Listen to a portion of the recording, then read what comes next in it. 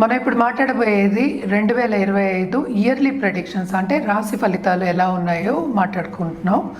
దానికన్నా ముందు మనం మాట్లాడుకోవాల్సింది ఏంటంటే గోచార రీత్యా ఎలా ఉంది, గోచారంలో ఏమేం ప్లానెట్స్ మూవ్ అవుతున్నాయి 2025లో ఫస్ట్ మాట్లాడుకోవాలి.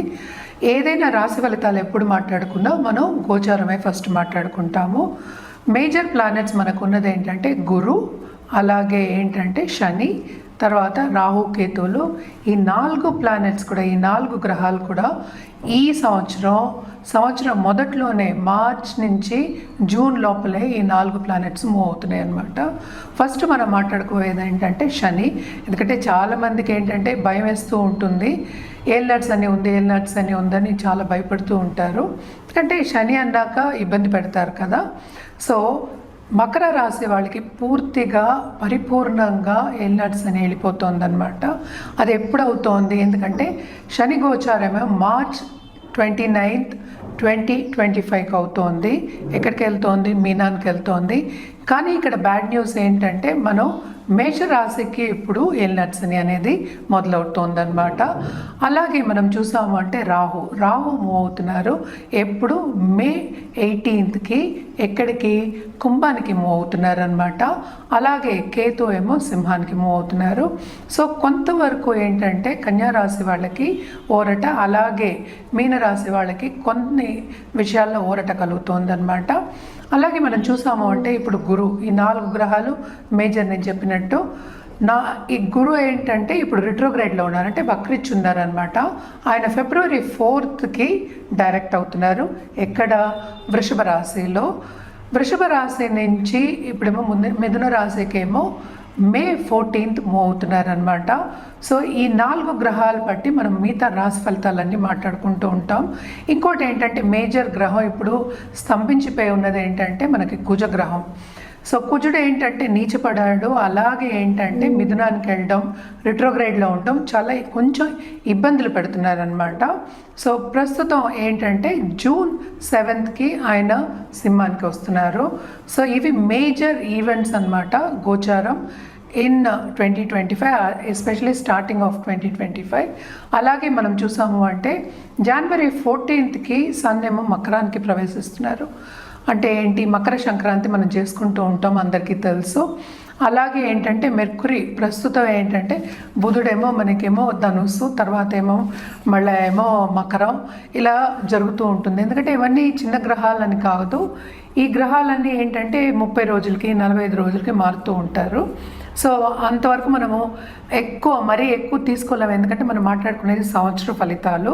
సో ఇది ఈ బేసిస్ మీద మనం ఏంటంటే ఇప్పుడు రాశి ఫలితాలు అనేవి చూడాలన్నమాట. మనం ఇప్పుడు మాట్లాడుకోబోయేది వృషభ రాశి వాళ్ళ గురించి. మనకు ఆల్రెడీ తెలుసు వృషభ రాశి వాళ్ళకి లాస్ట్ ఇయర్ అంతా అంత బాగాలేదని మనం మాట్లాడుకున్నాం. అంటే మిశ్రమ ఫలితాలు, ఎత్తు తగ్గులు అనేది కామన్ ఎవరికైనా సరే.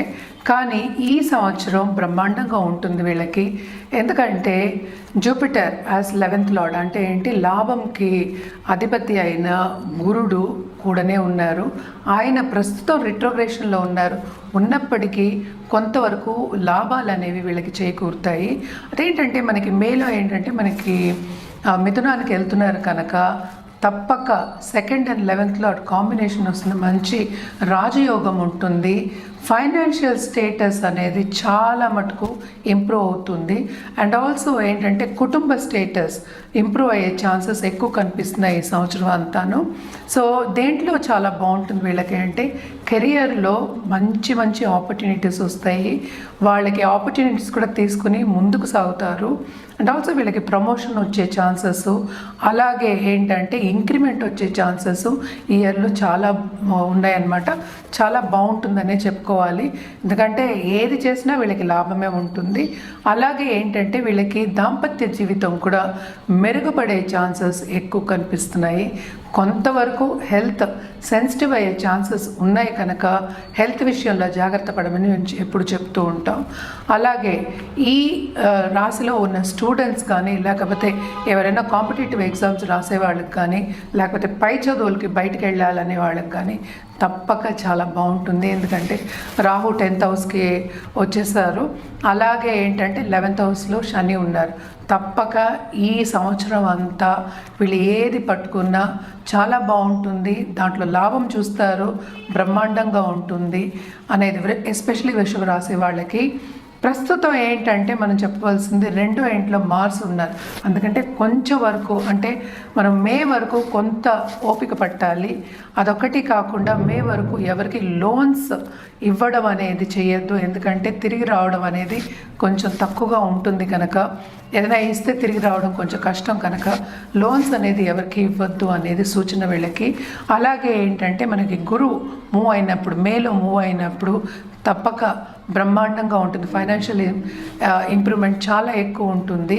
వాళ్ళు పట్టుకున్నదంతా బంగారం అవుతుందనే చెప్పాలన్నమాట. అలాగే మనం చూస్తే ఎత్తు తగులు కామన్, ఎందుకంటే మిగతా గ్రహాల గురించి కూడా మనం మాట్లాడాలి. సో 11th శని ఆల్సో 10th లార్డ్ 11th పడ్డారు కనుక కెరియర్ డెవలప్మెంట్లో ఆపర్చునిటీస్ ప్లెంటీ చాలా వస్తాయి. ఏంటంటే పైకి వెళ్ళేది లిఫ్ట్లో వెళ్ళే అంత వాళ్ళకి సత్తా అనేది వస్తుందన్నమాట. ఆపర్చునిటీ తీసుకుంటారు. అలాగే బిజినెస్ పీపుల్కి మే నుంచి బ్రహ్మాండంగా ఉంటుంది. ఎందుకంటే 12th లార్డ్ మళ్ళీ నీచి పడితే కనుక కొంతవరకు ఖర్చులు అనేవి చాలా అధికం ఉంటాయి. అలాగే ఏంటంటే ఇంటి నిర్మాణం కానీ లేకపోతే వీళ్ళు ఖరీదైన వస్తువు, సపోజ్ బ్రాండెడ్ వస్తువులు కొనుక్కోవడం కానీ అలాంటివన్నీ చేయడం అనేది జరుగుతుంది. అండ్ ఆల్సో ఏంటంటే ఏదైనా సరే ఫ్యూచర్ గురించి ఆలోచించి ముందుకెళ్ళే ఒక తరుణం, ముందుకెళ్ళే ఒక సంవత్సరం కింద ఇది తీసుకోవచ్చు. అలాగే స్టూడెంట్స్కి బ్రహ్మాండంగా ఉంటుందని ఇందాకనే చెప్పాను. నిరుద్యోగులకి ఉద్యోగ అవకాశం తప్పక వస్తుంది. ఫారిన్లో ఉద్యోగ అవకాశం వచ్చే ఛాన్సెస్ ఎక్కువ కనిపిస్తున్నాయి. అండ్ ఆల్సో ఏంటంటే ఆర్ట్ రంగంలో ఉన్న వాళ్ళకి కానీ, ఇప్పుడు మూవీ రంగంలో ఉన్న వాళ్ళకి కానీ బ్రహ్మాండంగా వాళ్ళకి మంచి స్టోరీస్ వస్తాయి, మంచి స్కీమ్స్ పెట్టుకుంటారు, మంచి ఏంటంటే ఒక ప్రాజెక్ట్ చేసుకుని ముందుకెళ్తారు, లాభం కూడా పొందుతారనమాట. మనం ఇందాక నుంచి వీళ్ళ లాభాల గురించే మనం మాట్లాడుతూ ఉన్నాం. తప్పక బ్రహ్మాండంగా ఉంటుంది. అలాగే ఏంటంటే హెల్త్ విషయం ఇందాక నుంచి చెప్తున్నాను, కొంతవరకు కాపాడుకుంటూ రావాలి. పర్సనల్ డెవలప్మెంట్ ధ్యాస పెట్టడం, ఒక డైట్ చేయడం, లేకపోతే ధ్యానం చేయడం, పూజలు చేయడం, లేకపోతే ఒక పద్ధతిగా ఉండడం రోజంతా అనేది వెరీ వెరీ ఇంపార్టెంట్.